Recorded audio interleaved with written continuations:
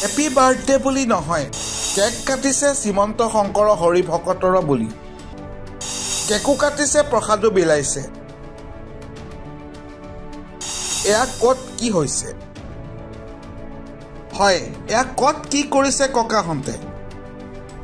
তাতে এইজন ৰাজীৱ বৰুৱা, ডাইচ শৈক্ষিক প্ৰতিষ্ঠানৰ সঞ্চালক। বিহপুৰীয়াত আজি আনন্দৰ ঢোল উঠিছে, উখল মাখল পৰিৱেশ। হয়, বিহপুৰীয়াত ৰাজীৱ বৰুৱা মুখ্যমন্ত্ৰীৰ জন্মদিন পাতিলে। সকলোৱে ক'লে শ্ৰীমন্ত শংকৰ হৰি ভকতৰ। আমাৰ ফালৰ পৰা থাকিল শুভেচ্ছা।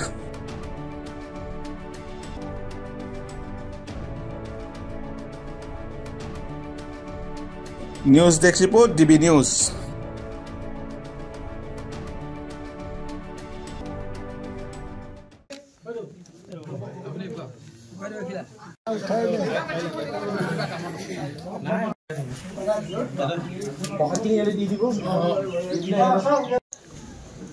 লগতে এই অনুষ্ঠানভাগ চলি থকা মুহূৰ্তত আমাৰ সকলোৱে শ্ৰদ্ধা দিলীপ দাৰ জৰিয়তে এফাকি যদি ঘোষা শুনি থাকে।